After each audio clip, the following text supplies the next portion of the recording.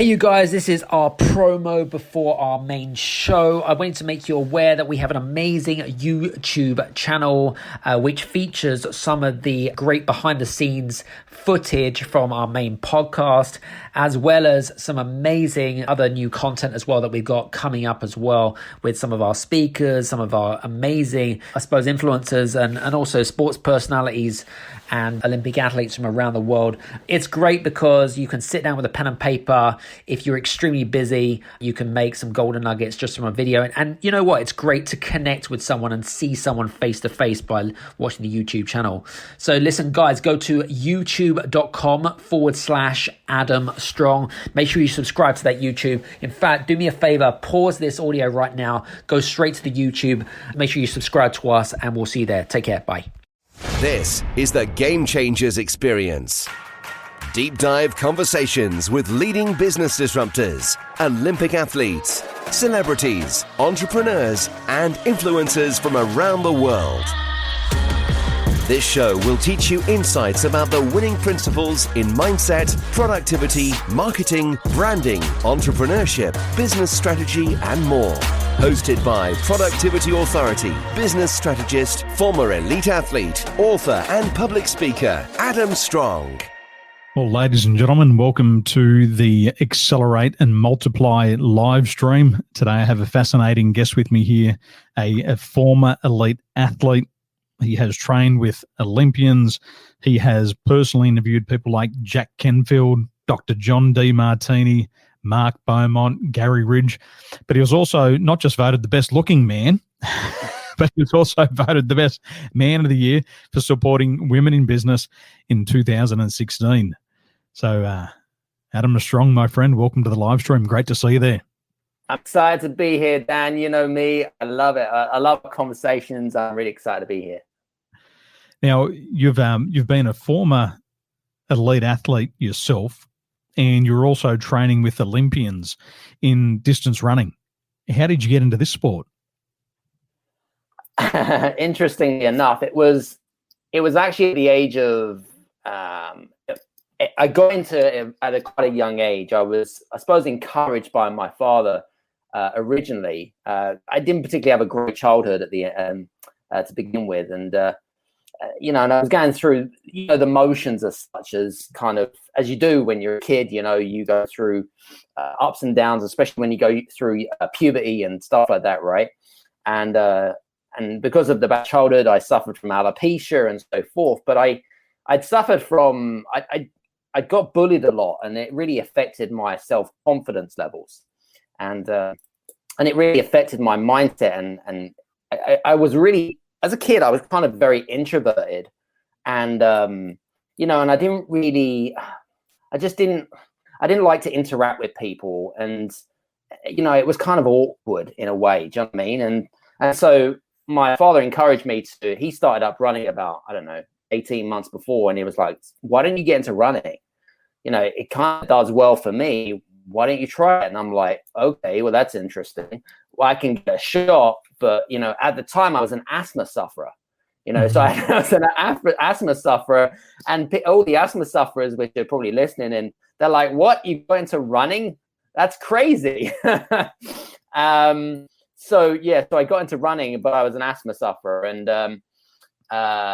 I remember turning up at the running track, and there was a lady sitting behind the reception, actually, and she was like, "Hey, so how can I help?" Because I actually turned up on my own.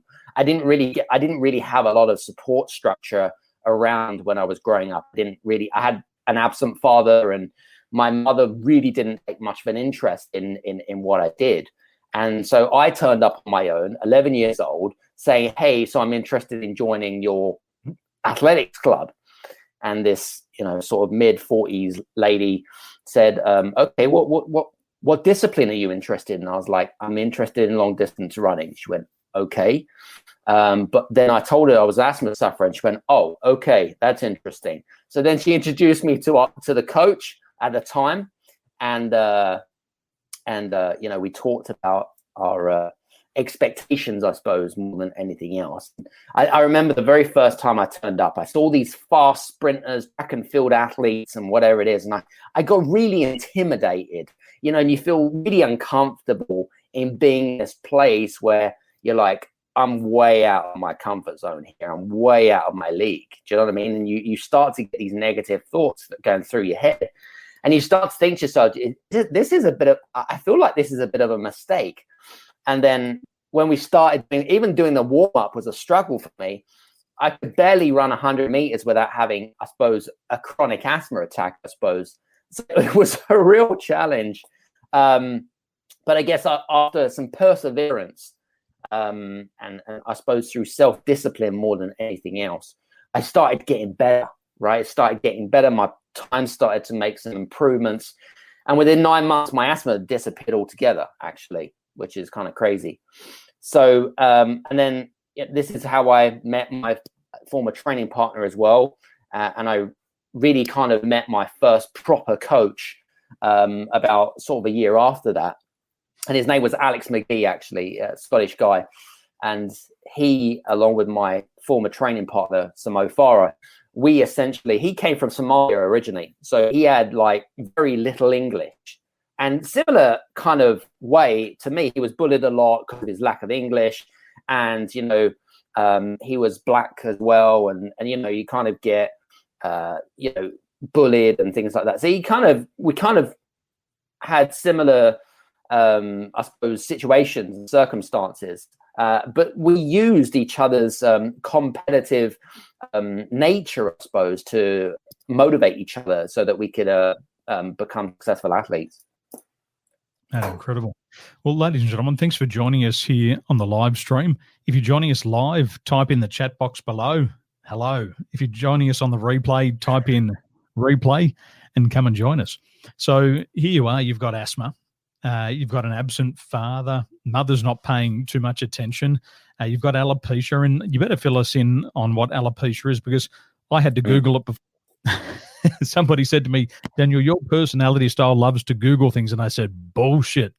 Here I am Googling alopecia. So fill us in. What is alopecia and how does it impact the body? Yeah, impact. So alopecia is basically a common form of stress and worry. I'd say back probably about 25 years or so, it was not as common. It was very, I suppose, kind of new to medical practices and stuff. And I remember actually having to kind of be, I suppose, a human guinea pig, in fact, going to regular hospital visits and trying different meds and whatever it is. And I'm like, this doesn't feel cool to me, So yeah, it's a common form of hair loss. You get a lot of celebrities. It can happen to anyone. You can wake up one day, and I remember when I was a kid, when I woke up one day, it all just came out in handfuls, literally just out in handfuls, and it was all gone. It's crazy, and do you know what I mean? That's a quick haircut, right? So, and I haven't really calculated how much money I've saved in the haircuts. So it's a common form of where it can happen to anyone. It probably affects more women than it does men mentally, because obviously, self-imagery and things like that. So, but I've been like this for pretty much most of my life now. It doesn't bother me at all, as you can tell. I'm a change man. I've got a cousin in Australia, super, super successful, and his hair fell out, and somebody cracked a joke at him. And he said, I'm not bald. This is a solar panel for a sex machine. That's so funny. That's so funny. So you're growing up, dad's absent-minded, mum's out there doing her own thing. You've got alopecia, and today's conversation is about getting your mind focused. Yeah. You had asthma, you joined a running club, and then you started to get good at it, and the asthma disappears. What were you focusing on back then? Because obviously there was things there that were traumatic. How did you take your mind off those things that were traumatic and put them on what was important? How did you do that? Well, I think what running allowed me to do is it became kind of a distraction from life, and I got into, so I trained Tuesdays, Thursdays, and then I'd compete Saturdays and Sundays. So it would take up quite a huge chunk of my time. And as a kid, I was actually a really busy kid, as in like I'd also commute to go to school, jump on the train, take 45 to an hour there, 45 to an hour back as well. So I'd get up at like 5:30, 6 o'clock. I'd train on a Tuesday and Thursday. This is not including activities. I didn't really have a lot of time as a kid, if I'm honest with you, where all the other kids may have played video games and kind of all the other stuff and whatever it is. I didn't get a lot of time, if I'm honest with you. But I think for me is just, it kind of gave me this, it got me into this kind of zone, I suppose, Dan. It got me into a zone, and it kind of got me to, what's the word I'm looking for? Probably detract myself from everyday life. Kind of running was kind of, to me, was a different dimension. You know what I mean? It was a different dimension, and it was just a kind of place where I was happy at the time. Well, not initially, because it was bloody hard training, but but then as I started to getting better, I started to get those small wins under my belt. I started gaining confidence. You know what I mean? I started gaining confidence, and I started gaining self-esteem, and I started to see things a little bit differently. And then, this is where I suppose I created some really early habits on, self-discipline and being super time productive, and kind of things that a lot of entrepreneurs and business owners aspire to today's world. I got them like way, way, way before even starting my own first business, even though that was around the first time. But but honestly, there's so much I learned from that time. 11 was a very special age for me. So here you are, you're doing sports, you're conquering asthma, you're managing your time effectively, and you've also started your first business. What was your first business? Yeah, exactly. So, I mean, back in the day, we didn't particularly have a large amount of money. We lived off the state. We lived in this, we call it state-owned property, which was like a tower rise. We were in one of those, and my mum never worked. So there wasn't a lot of wealth that went around. It was myself and my younger brother and her. And so I remember doing this, actually, and I remember so crystal clear as if it was yesterday.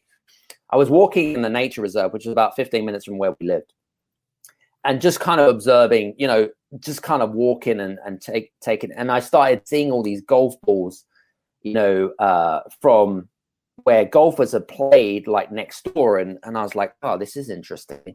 So next day I decided to go back with a bucket, and I started collecting all these golf balls. I started jumping in the stream, started foraging in the bushes. I started literally just going out on a big, finding spree.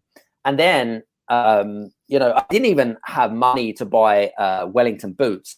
I just take my shoes and socks off and jump in. And some of it would be like boggy, sandy, sea type of water. So it wasn't clean water at all.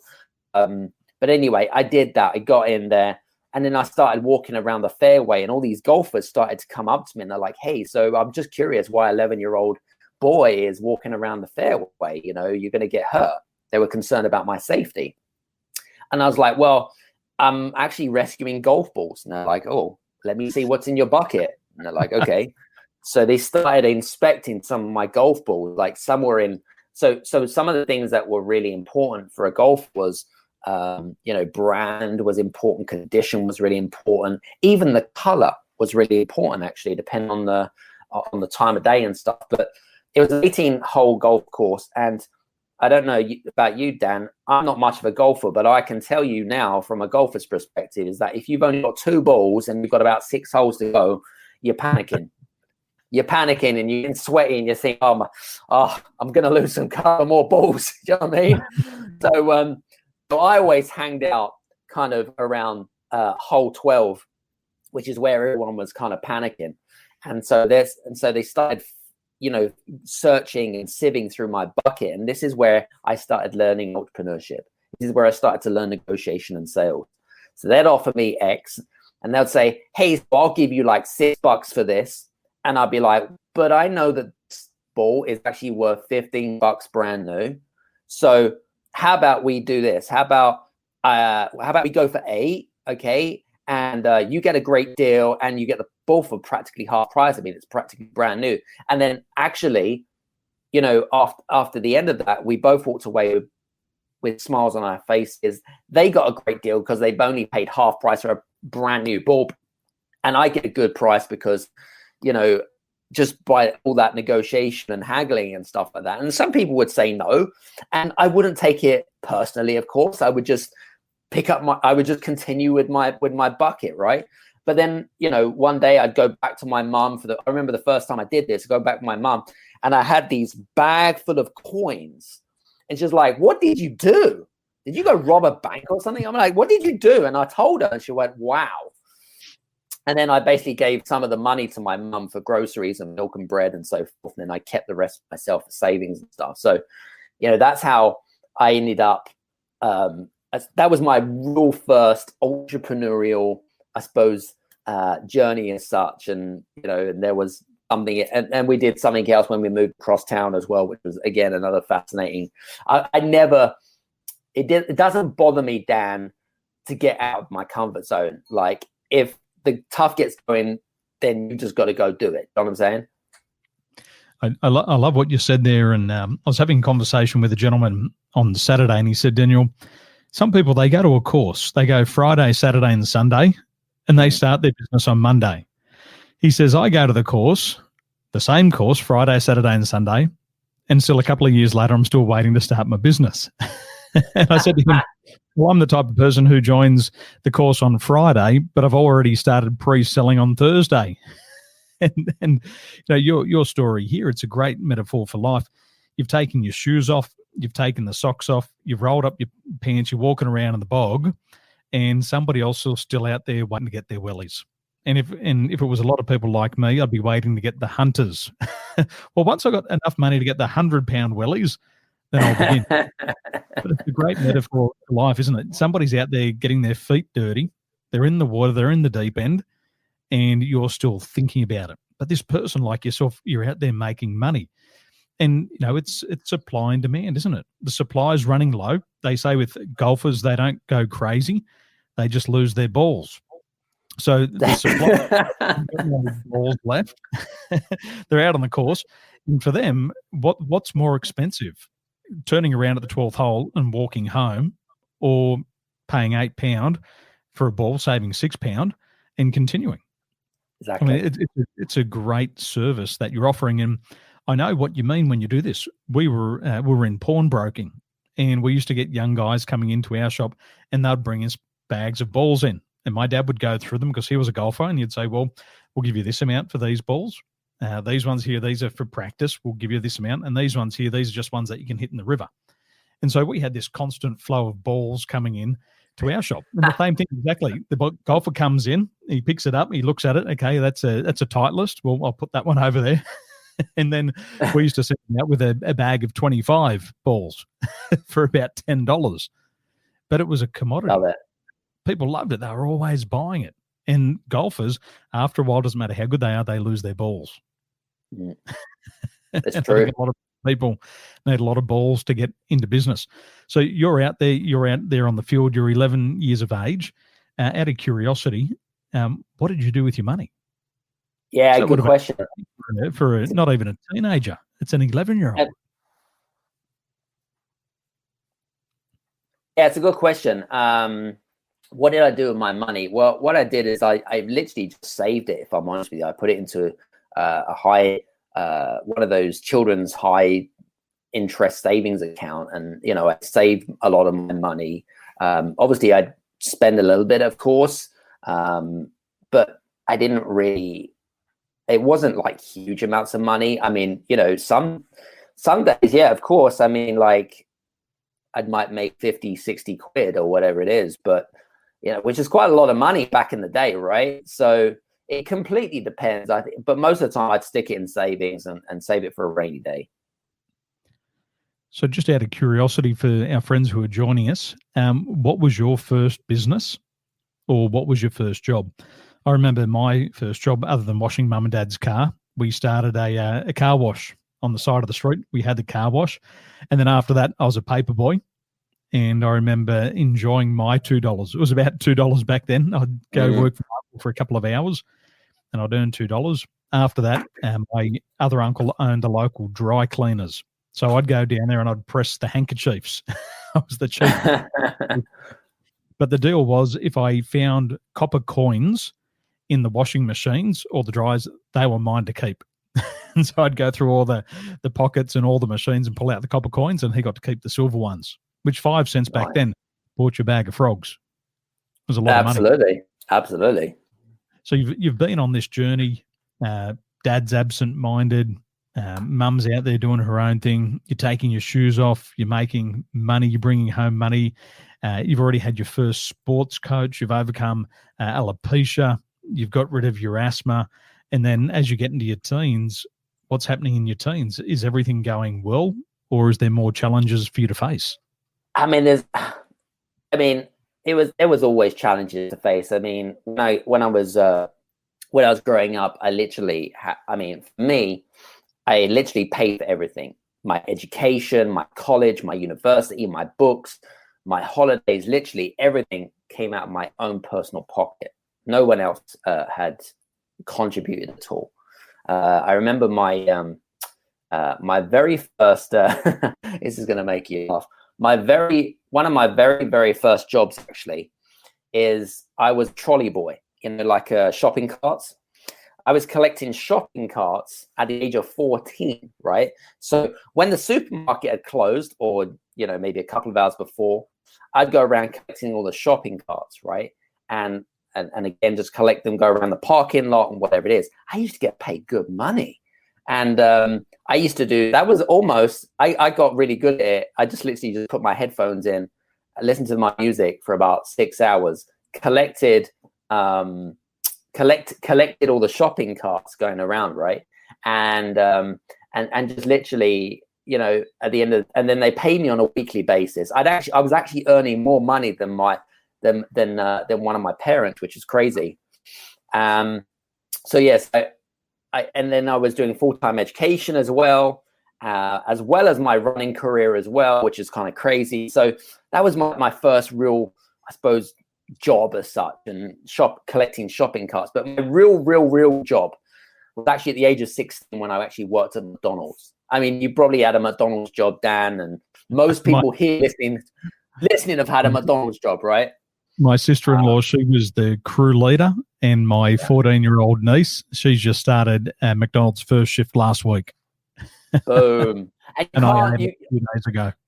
And literally, you can't a lot of people would take the mickey out of, working at McDonald's, but McDonald's is like an idiot-proof business, right? You can teach a 16-year-old boy like me to do pretty much whatever it is. And I just loved McDonald's. It was my first real job. I remember turning up at the interview. I got paid £3.35 to be exact.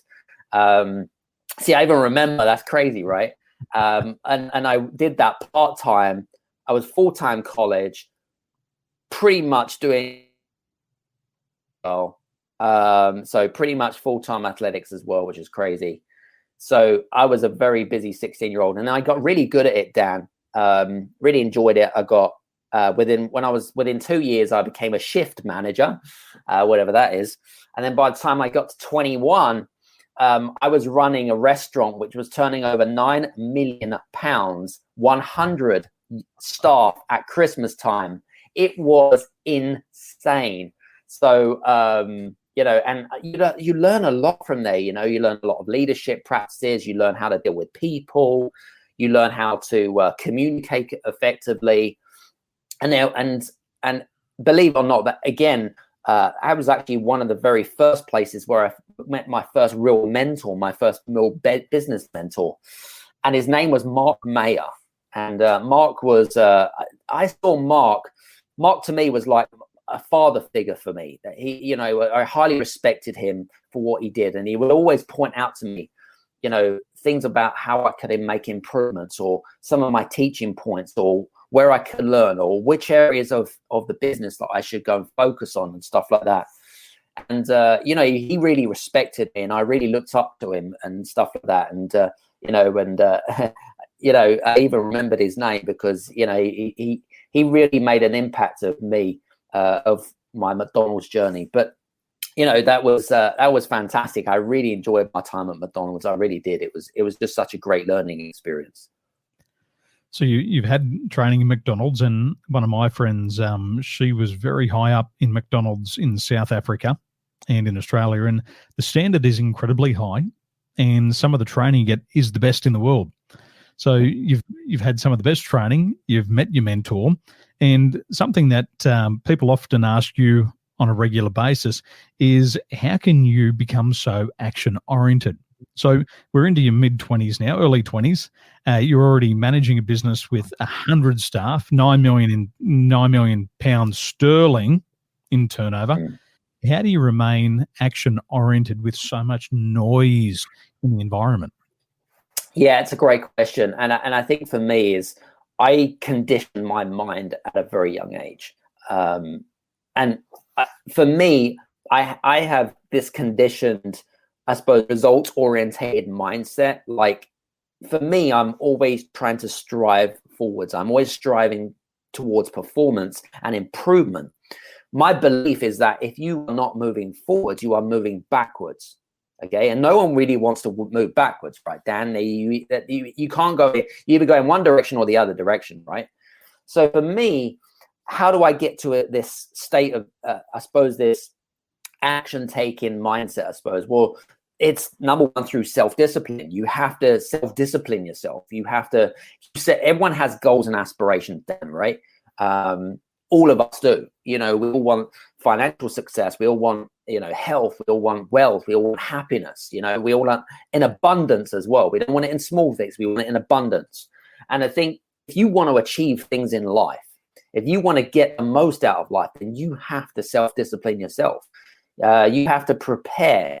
And here, when I say by prepare, you have to make short-term sacrifices for long-term benefits. And what I mean by that is, the world right now, it's just kind of crazy. There's so much going on. There's so many distractions. Most people are working from home, all of that kind of stuff. But how can you change your environment? How can you surround yourself with different people? How can you condition your mind? And all of the things that you should be doing right now is thinking to yourself, well, okay, this is where I'm at, right? But I want to get to here, which is a big leap.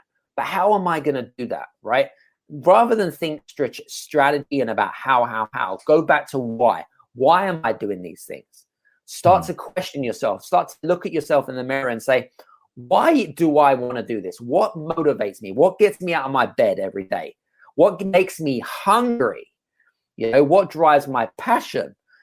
So for me, especially, probably in the last year or so, one of the things that I did is going with the flow. And what I mean by that is, really aligning yourself in terms of your values. We all have values in life, okay? Whether we live by those values is a different matter. And whether we compromise those values is also a different matter. So for me, like my values never get compromised. 100%. I stick to my values. I would never sacrifice my values because that is my genetic DNA. That is my makeover. That sets me as the person. So if I change my DNA, then I'm going to attract a different tribe. I'm going to attract a different energy. I don't want to do that. I'm in a happy place right now. I've got good energy. I've got flow. People know me for a particular reason. And otherwise, this is where people get a little bit confused in terms of their clarity. They don't know which direction they want to go in, things like that. But if you want to get yourself into action, you've got to take action. You've got to stop talking and actually do something about it. And I see so many people just doing this. They talk, they rabbit, but they never take action. All because of insecurities, fear, limiting beliefs that they put upon themselves, or whatever reason that they decide, whatever excuse, that they want to come up with. This is the reason why people don't actually achieve the results that they desire. I love how you talk about the yap, yap, yap, yap, yap. When I was in the UK, I went over there New Year's Eve of 2002. I landed in Heathrow and I went straight down to Temple Bar and I experienced the UK British pub culture. And I've never watched the soccer, or you call it the football over there.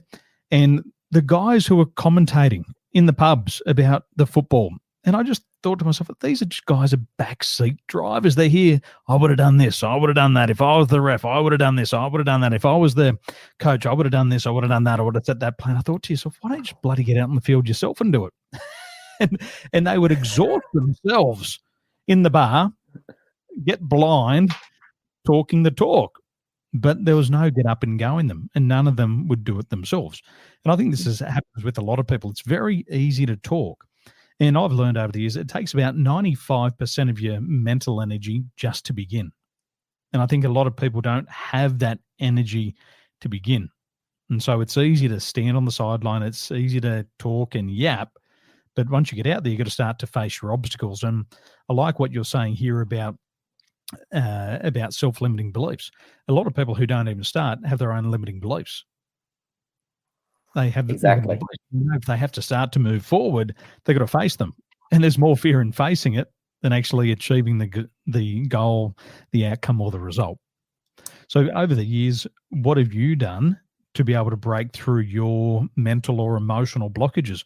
What are the ones that have faced you and then you've overcome them? What have you had to overcome?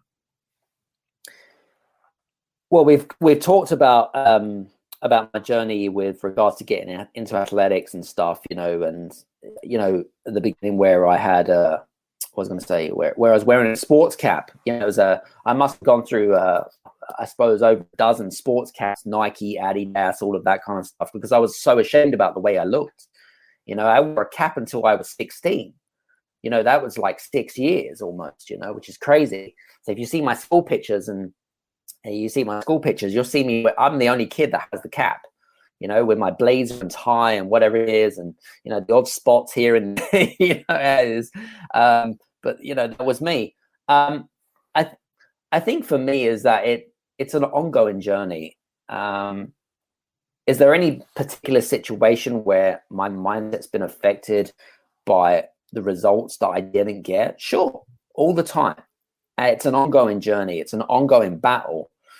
But I think one thing that you've got to learn from is that there's no such thing as failure, right? There's no such thing. I see them as learning points in your life. You reflect and you think to yourself, well, hang on a second. How is it that I could have made this situation better? Did I actually turn up in my A game? So a lot of people, they really kind of are affected by failure, I suppose, or not success or whatever it is. But essentially you have to really question yourself first of all. So was my intention, did I turn up with an A class was I an A player? Okay. Did I go all in? Because you know me, Dan, quite well. I'm an all in or not at all type of person. If I'm going to do something, right, I'm going to go all in or I'm not going to bother. There's no in between the middle. There's no faffing. There's no fighting around. None of that. It's either all in or not at all. Yeah. So you either commit and go or not bother. So I think that's the first question you have to ask yourself. Secondly, you have to ask yourself is, okay, so if my intention wasn't as good as what it could have been, what do I need to do if I was to repeat this process again? If I was to, launch a project, whatever it is that we see, whatever circumstances we're in right now, how could we have changed our situation? Rather than blaming others, and people are very good at pointing fingers, right? And blaming others for whatever it is their circumstances are right now, or the fact that they haven't achieved this or they haven't achieved that or whatever it is. I can guarantee you, listeners, that for every finger that you point at people, there will always be 5 fingers pointing back at you, because you have to take personal responsibility. If you want results in life, you want success, you want happiness and abundance and wealth, you have to take personal responsibility and grab life by the balls and make it happen for yourself. No one else is going to make it happen. And if you lose your balls, Adam will find them on hole 12 and they'll sell them to the highest bidder. Exactly. You got it. Who was it? There was a book by Ken Blanchard many years ago, and it was called The 1 Minute Manager. And he talked about feedback, and he said there's no failure, there's only feedback. But a lot of people don't like the feedback. And we talk to our daughter about it. We say, sweetheart, we're going to give you some feedback. And the feet get planted on the ground, and the head goes over there, and we say, come more. In Chinese means like, look at me. But what happens is if you don't get those valuable learnings, you've got to keep repeating the same thing over and over again. It's the learning that's valuable. And if you get that learning, it's like winning a game of Street Fighter down at the arcades. If you get that final move, finish him, next round, and you move on. Exactly. And so failure is part of success. And I think today, Adam, in my opinion, it's like people want to have pleasure with no pain. They want to have sex without foreplay. They just want to swipe to the left and get the right here, right now. And we live in a fast-paced world. When I was growing up, it was the 1980s, and there was a thing called lay-by. And if I wanted something, I had to pay the price in advance. And so I remember there was I think it was a transformer, and I really wanted it. And it was about this big, and it was probably about $25. And my mum said, if you want it, then you got to put 50 cents a week on it. So I'd do my chores. I'd walk across to the toy shop. I'd put my 50 cents on it, and I'd ask the shopkeeper, I think it was called Toy World. I said, could I have a look? And he'd bring it out, show me. I'd look at it. Wasn't allowed to play with it. He'd put it back. Next week, 50 cents until I owned it. And the appreciation that I had for that thing was incredible. You know, it's a toy. I would wash it. I would clean it. I would store it away. But it had so much more value because I had to pay the price in advance. Where today's world is very different. You can get anything that you want, but the condition and the catch is now you got to pay for it for the rest of your life. And so easy come, easy go, but you carry the debt and the burden forever. It's like a house, 30 years, 40 years for a lot of people. Get it refinanced, pull the money back out, get it refinanced, spend it, just keep spending. And so that was our generation. What year were you born in? Same again, in the 80s. Yeah, I was 1980, and I remember that. I remember my first car was $2,500, and that was an expensive car. What did you buy? Did you buy a Rolls Royce or something for that kind of money? Jeez. I bought a Datsun. It was a 1971 Datsun 1600. It even had a Venetian blind in the back window. Wow, that's had classic. Vinyl seats, and I paid $2,500 for it. And then my parents went dollar for dollar for me to restore it. So I paid $2,500. They put $2,500 in, and so the joy of having that car was amazing because it was hard to come by. There's a lot of work in advance. And so times are changing. So you're out there, you're building your business, and tell me, what are you up to right now in business? Where are you taking your business? What's happening over there in the UK market for you? Well, most of my business is international, as you know. And one of the things that we did this year is because of the pandemic and things like that, is that I moved actually really, really fast, really, really quickly. And I decided to put on a summit called the Game Changers Summit. And we essentially collaborated with some of the world's leading industry authorities in entrepreneurship, marketing, branding, all of that kind of stuff. And we put on a summit. We launched. So we went from idea to launch in less than 7 weeks. Which was crazy. It was a 30-day summit. So we did content for 30 days solid. In fact, I think it was maybe a little bit more actually. And so we did that for like 30 days. I interviewed Jack Canfield, Dr. John DeMartini, Sharon Lecter, some of the big boys in the entrepreneurial world. And we had a lot of fun. It was just ridiculously amount of hard work. On top of that, I had a newborn baby as well. So I would not advise anyone to go do that, of course. Not the way that I did things. And then we obviously launched the podcast, the Game Changers Experience. And then we did, then I'm working on, for 2021. We're actually going to be launching the Game Changers Summit again, which I'm really super excited about. I'm going to be bringing in the cavalry, man. Seriously, we're going to be bringing in some real hotheads. It's going to be live as well. We're going to do some live stuff as well. It's going to be really fantastic. And then on top of that, we're going to start with a TV. We're also going to look into TV as well. So looking into launching a TV channel as well of some sort. What else we've got? And the other thing that we've got working on right now is we're behind the scenes is actually launching our accelerator program for our global audience, which is mainly for six-figure entrepreneurs and creative entrepreneurs and business owners that want to gain greater clarity, increase their productivity, but more importantly, they want more success and results and more impact. Epic. So make sure you keep me posted for that one. I want to be a part of it, and I know it's going to be a big thing there for you. Now, I know you're a busy man, and I want to, first of all, get deeper into your mind. So I'm going to shoot you 5 rapid-fire questions. Oh, wow. Okay, cool. I'm looking forward to this. Okay, go.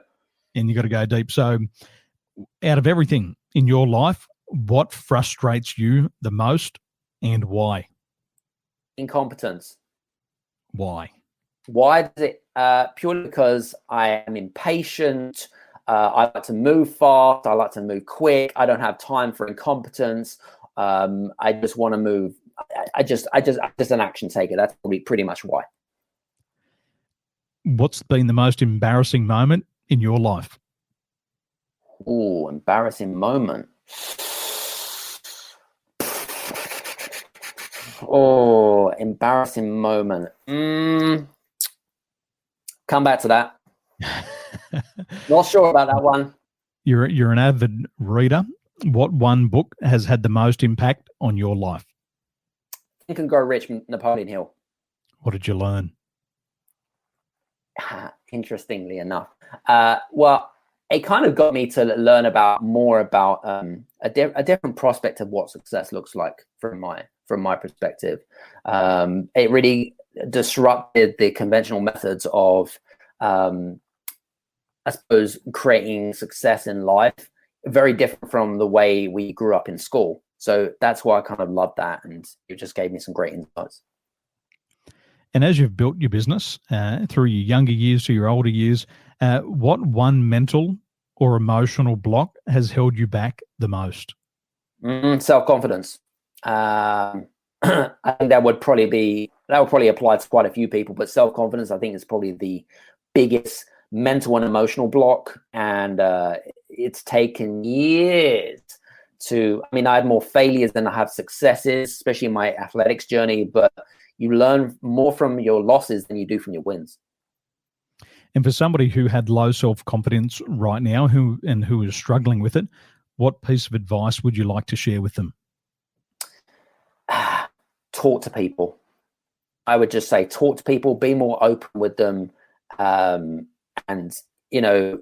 just start to build relationships with people. Surround yourself with who you become at the end of the day. If you want more confidence, then go around and hang out with confident people, right? If you want to be broke, then go hang out with broke people, right? So again, you surround yourself with who you become. Incredible. Champion effort. There's the round of applause.